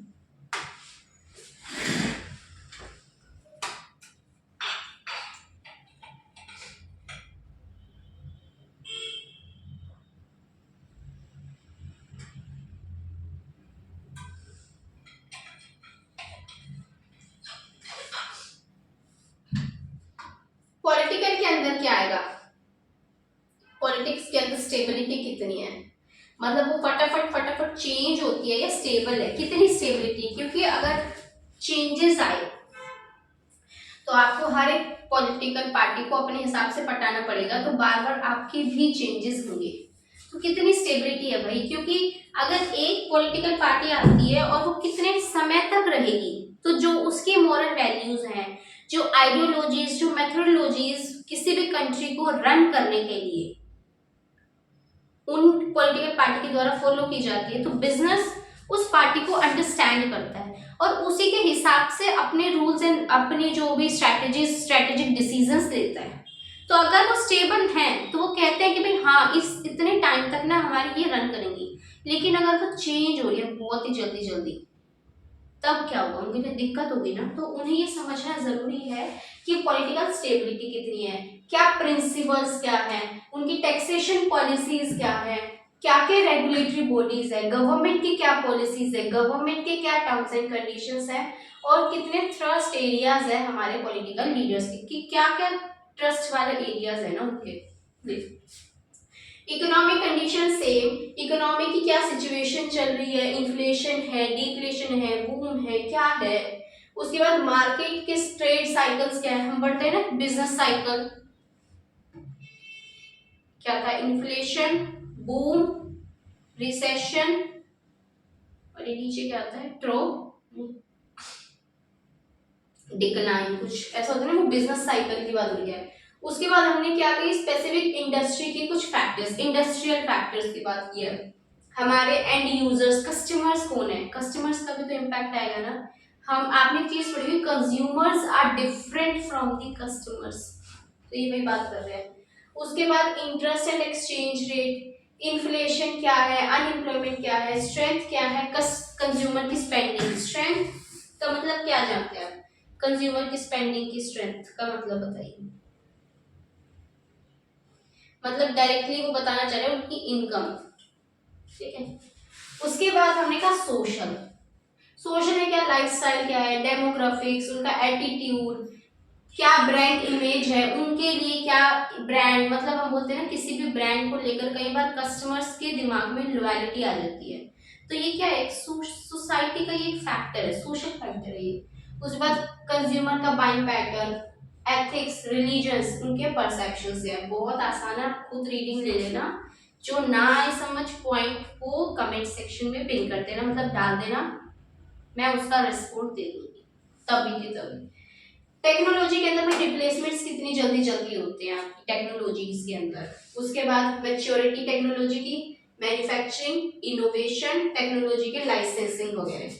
नेक्स्ट क्या आएंगे हमारे लीगल, लीगल के अंदर क्या देखते हैं हम, मतलब भाई बिजनेस के लॉज, एम्प्लॉयमेंट के लॉज, कंपटीशन लॉज, हमारे हेल्थ एंड सेफ्टी के लॉज, इंटरनेशनल लॉज, और क्या है, रीजनल लेजिस्लेशन। इसी तरह से अगर आप बात करते हैं इन्वायरमेंटल की, तो क्या इन्वायरमेंटल इश्यूज, इन्वायरमेंटल हैजार्ड्स क्या क्या है, हमारी लेजिस्लेशन, हमारी एनर्जी का कंजम्पशन कितना हो रहा है, एंड वेस्ट का डिस्पोजल हम किस तरह से करते हैं। ये इधर हो जाता है कंप्लीट आपका मैक्रो एनवायरनमेंट का एनालिसिस, जो कि किसके बारे में बात कर रहा था, पेसल एनालिसिस की बात कर रहा था। तो अगर एक चार्ट हम फॉर्म करते हैं इसके अंदर,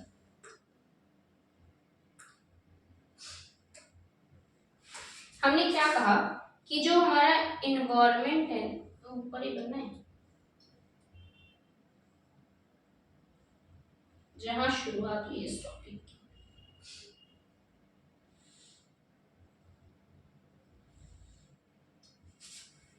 हमने कहा कि जो हमारा इन्वायरमेंट है वो दो तरह का होता है,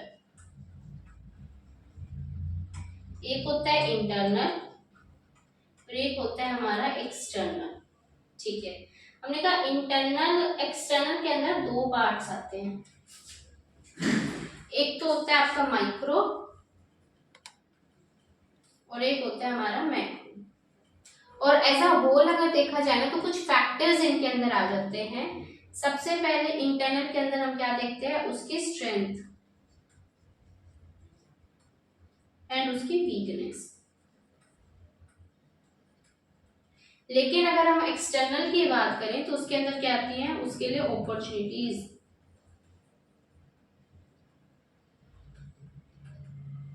एंड थ्रेट्स। ये है इसका पूरा समराइजेशन पार्ट। देखो बना लो ये फटाफट से ना, कहीं पे भी या कुछ स्टिकी नोट वगैरह लेके चिपका लो। ये है इसके अंदर जो हमने देखा है। अब हम देखेंगे कुछ एग्जांपल कुछ कंपनीज के जिन्होंने इन्वायरमेंटल एनालिसिस किया बहुत ही अच्छे तरीके से। ये चैप्टर हम क्या पढ़ रहे हैं, strategy analysis and external environment. इधर हमारा मेन फोकस किसके ऊपर है, एक्सटर्नल इन्वायरमेंट के ऊपर है। क्योंकि अगर आपने देखा हो ना, इन्होंने क्या कहा कि भाई एक्सटर्नल इन्वायरमेंट में तो होते हैं माइक्रो एंड मैक्रो, और उन्हीं लेट के बताया। शुरुआत हमने कहां से करी कि भाई इन्वायरमेंट क्या होता है। तो जैसे आप एग्जांपल देख लीजिए मैग्डी का, उन्होंने क्या किया, अपने एक्सटर्नल इन्वायरमेंट का ना बहुत अच्छे तरीके से एनालिसिस किया। मतलब कि उन्होंने देखा कि क्या क्या मेरे माइक्रो इकोनॉमिक फैक्टर्स है, क्या क्या मैक्रो इकोनॉमिक फैक्टर्स है, जिसकी वजह से आज ये कहाँ पे सर्व कर रही है पता है आपको? जरा सा देखो, ये हमारी, इन्होंने इन्वायरमेंट एनालिसिस किया। कौन है, देखो ये है हमारा मैकडी जी, ठीक है। उसके बाद हमने क्या कहा कि भाई ये जो होती है पब्लिक कंपनी है, डेफिनेटली फाउंडर कौन थे इनके, रिचर्ड मैकडोनल्ड। और कंपनी जो होती है आज के टाइम पे सर्व करती है, कितने लिखा है 119 प्लस कंट्रीज के, मतलब कि कहाँ की है, अमेरिकन बेस्ड कंपनीज है, अमेरिकन बेस्ड कंपनी है ये, अमेरिका से ही ओरिजिनेशन हुआ इसका। तो रिचर्ड मैकडोनल्ड ने ना जिस टाइम पे इस कंपनी को बनाया, फाउंडर प्रमोटर है इस कंपनी के, मैकडोनल्ड के, तो जब उन्होंने उसे बनाया ना, तो उन्होंने देखा कि भाई मेरे इन्वायरमेंट में क्या क्या अपॉर्चुनिटीज हैं, क्या क्या थ्रेट्स हैं। उन्होंने कहा कि भाई इंडिया के अंदर अगर हम जाते हैं ना, तो लोग ना आजकल कुछ ऐसा ट्रेंड है कि वो बर्गर्स वगैरह का ना बहुत हाई में डिमांड करते हैं, फ्रेंच फ्राइज का। लाइक अगर आपने उनका वो देखा हो, उनकी जो स्ट्रेंथ थी, उनकी स्ट्रेंथ भी थी कि जो उनका फ्रेंच फ्राइज है वर्ल्ड का बेस्ट फ्रेंच फ्राइज है एज कंपेयर उनके पॉइंट ऑफ व्यू से। तो इधर हमने क्या देखा कि उन्होंने देख समझा कि भाई हम जो होते हैं, अगर हम देखें पॉलिटिकल फ्लैक्सेशंस, तो भाई फ्लेक्सिबिलिटी वहां पे ज्यादा है इंडिया में। फिर उन्होंने देखा कि भाई लॉज एंड रेगुलेशंस की जो रिक्वायरमेंट है ना, वो भी कुछ ऐसी है जिन्हें हम फुलफिल कर सकते हैं, और उन्होंने प्रॉपर अंडरस्टैंडिंग ले ली। उन्होंने देखा कि भाई अगर हम इकोनॉमिक कंडीशंस की बात करें ना, तो लोगों के हैंड में इनकम है, और जो अगर डेमोग्राफिक इन्वायरमेंट की बात की जाए तो यंगर ग्रुप ऑफ पीपल ज्यादा है जो कि इन प्रोडक्ट्स की डिमांड ज्यादा करता है। फिर उन्होंने कहा सोशल ट्रेंड्स अगर हम देखें ना, तो कल्चर वो भी हमारे इन मैच चल रहे हैं। देन उन्होंने देखा कि भाई टेक्नोलॉजी अगर हम वहां लॉन्च करते हैं, तो हमारे पास भी इतने इनफ फंड्स अवेलेबल है कि हम वहां नई नई टेक्नोलॉजीज के अंदर जो भी अपग्रेडेशंस है वो कर सकते हैं। फिर उन्होंने लीगल भी देख लिया और इन्वायरमेंटल भी, तो ये सभी पूरा इन्वायरमेंट जब देखा ना मैकडी ने, तो ही उसने क्या किया, अमेरिका से इंडिया के अंदर लॉन्च कर दिया अपने प्रोडक्ट को, और वो सक्सेसफुल हो पाया क्योंकि वो कॉन्टिन्यूस बेसिस पे उस एक्सटर्नल इन्वायरमेंट का क्या करते हैं, एनालाइज करते हैं। तो यही एक रीजन था कि आज मैकडी 119 प्लस कंट्रीज के अंदर सर्व कर रहे हैं। तो इनकी जो ब्रांच है ना, वो रोहतक में भी है ना। हाँ, तो फिर देखो उसके बाद हम देखते हैं एग्जांपल, भाई हमारी ही इंडियन बेस्ड कंपनी है ये, तो रिलायंस इंडस्ट्रीज पब्लिक कंपनी है। 1958 में जो थी हमारे धीरू भाई अंबानी जी ने लॉन्च करी थी, बनाई थी।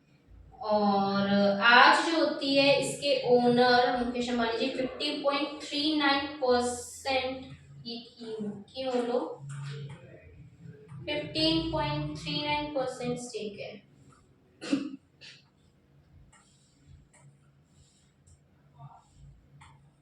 जो चीज मैं इसके थ्रू बताना चाहती थी वो ये थी कि हमारे जो भी इसके सब्सिडीज देखो भाई, जियो प्लेटफॉर्म्स, रिलायंस रिटेल, जियो बीपी, और ये सारे इनके।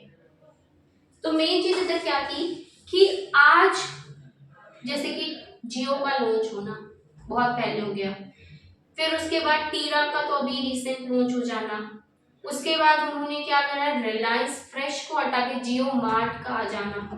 उन्होंने क्या करे कि भाई उन्होंने जो होती है अलायंसेस फॉर्म कर ली कि इनके साथ जो हमारे किराने वाले दुकान है ना, जो घरों के पास होते हैं हमारे, उनके साथ, ताकि हम क्या कर सके, अपने प्रोडक्ट की ज्यादा से ज्यादा डिमांड लगा सके लोगों के अंदर।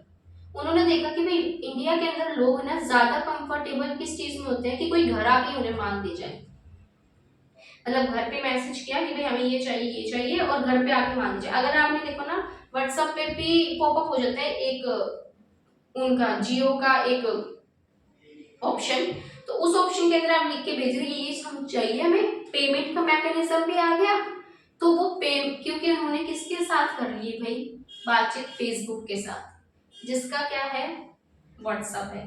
तो जिसकी वजह से व्हाट्सएप के अंदर भी जियो मार्ट का हमारा ऑप्शन आ गया। तो ये सभी चीजें क्या है, वो स्ट्रैटेजीज बना रहे हैं अलग अलग, किसको देखते हुए, इन्वायरमेंट को देखते हुए। उन्होंने देखा कि लोगों के क्या बिलीव्स, क्या वैल्यू सिस्टम चल रहे हैं। पॉलिटिकल लीगल तो है ही हमारे हाथ में, चलो ठीक है। टेक्नोलॉजी को उन्होंने यूज किया क्योंकि उन्होंने व्हाट्सएप के ऊपर वो लिया है जियो, तो वो क्या थी, उन्होंने टेक्नोलॉजिकल अपग्रेडेशंस भी करी। तो ये सभी चीजें क्या है भाई, एग्जांपल है उन कंपनीज के कि जिन्होंने, बहुत है बहुत, ये तो कुछ चुनिंदा दो ही लिए हमने। तो ये क्या है कि वो कंपनी जिन्होंने इस इन्वायरमेंट का प्रॉपर मैनर में एनालाइज किया और ये आज इस पोजीशन पे पहुंच गए।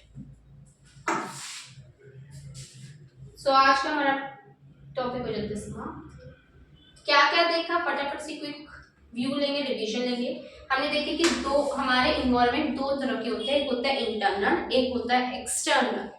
इंटरनल वो इन्वायरमेंट होता है जो इंटरनल फैक्टर्स की बात करता है, वो फैक्टर्स जो कि ऑर्गेनाइजेशन के कंट्रोल में है, लाइक उसकी स्ट्रेंथ एंड वीकनेस।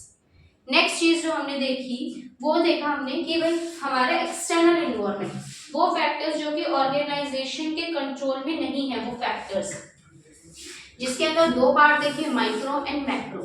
माइक्रो हमने क्या कहा कि भाई बहुत ही ज्यादा क्लोज जो है, स्मॉल एरिया, इमीडिएट पेरिफेरी, जो डायरेक्टली इन्फ्लुएंस करते हैं एंटिटी को, लाइक उसके कंज्यूमर्स, ठीक है, उसके सप्लायर्स, उसके सेट ऑफ कॉम्पिटिटर्स, ये सब।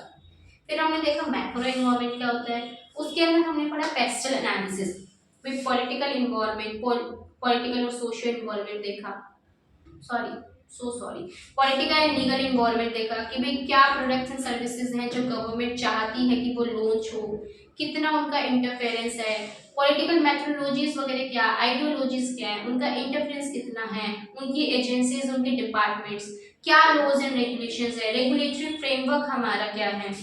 हमने इसके अंदर देखा कि भाई हमारा डेमोग्राफिक इन्वायरमेंट क्या है, मतलब कैरेक्टरिस्टिक्स देखी हमने उन पॉपुलेशंस की, लाइक उनकी एजुकेशन, उनका एज, उनका जेंडर, इनकम कितनी है।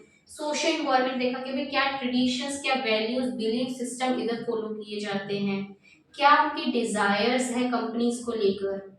उसके बाद हमने क्या देखा कि भाई इकोनॉमिक इन्वायरमेंट, इकोनॉमी के हमने वेरियस फैक्टर्स देखे, पर कैपिटल इनकम क्या है, जीडीपी क्या चल रहा है, इंटरेस्ट रेट क्या है, एक्सचेंज रेट क्या है, बाइंग बिहेवियर क्या है हमारे कंज्यूमर्स का, हमारे बिजनेसेस का कंज्यूम। और उसके बाद हमने इधर क्या देखी, political and legal already done. And then last चीज हमने देखी कि टेक्नोलॉजी, क्योंकि टेक्नोलॉजी की वजह से way of doing the business he properly change हो गया है। तो नोकिया का एग्जांपल देखा हमने, रोबोट्स देखा ऑटोमोबाइल इंडस्ट्री के अंदर जैसे आ रहे हैं। तो ये सभी क्या थी कि टेक्नोलॉजी का भी क्रूशियल और सिग्निफिकेंट इम्पैक्ट आता है हमारे बिजनेस पे। और फिर हमने देखा कि पूरा पेस्टल आखिरकार होता क्या है। यहाँ ये चैप्टर हमारा हो जाता है, चैप्टर ने आज का जो टॉपिक था हमारा प्रॉपर की इन्वायरमेंट आखिरकार होता क्या है। इसके अंदर स्ट्रैटेजिक मैनेजमेंट में बिजनेसेस को इन्वायरमेंट को समझना क्यों जरूरी है, किस किस तरह का इन्वायरमेंट होता है, क्या इम्पैक्ट है उस इन्वायरमेंट का उन बिजनेसेस के ऊपर, किस तरह से वो उस इन्वायरमेंट के साथ टैकल करते हैं, सारी चीजें हमने कवर करी। तो आपको क्या करना है, आज जाके रिवाइज करना है ये पूरा टॉपिक, जो भी अभी तक करवाया है, बहुत ही छोटा सा टॉपिक करवाया है अभी आज, तो इसको प्रॉपर मैनर में रिवाइज कर लेना, ठीक है। मिलते हैं कल एक नए टॉपिक के साथ। तब तक जो भी डाउट अगर कुछ आया तो कमेंट सेक्शन में वो डाउट लिख देना, और जो मैंने समरी वाला पार्ट दिया था ना रीड करने के लिए, उसकी रीडिंग जरूर ले लेना, क्योंकि वो कुछ ऐसे पॉइंट्स हैं जो उठकर आपके एमसीक्यूज में आ सकते हैं। कि कोई भी आपका एमसीक्यू बनाया और डाल दिया कि भाई इनमें से कुछ भी डाल दिया और एमसीक्यू बना दिया, तो वो चीज़ ना एमसीक्यू में बहुत कम आएगी। और इसकी क्या लेनी है आपको, रीडिंग। कोई पॉइंट ऐसा है जो कि नहीं समझ आ रहा, एक ही काम करना है, कमेंट सेक्शन में लिख देना, मैं उसका रिस्पॉन्स दे दूंगी। और अगर वीडियो अच्छी लगी तो उसको लाइक भी कर देना प्लीज। ओके, मिलते हैं कल, बाय बाय।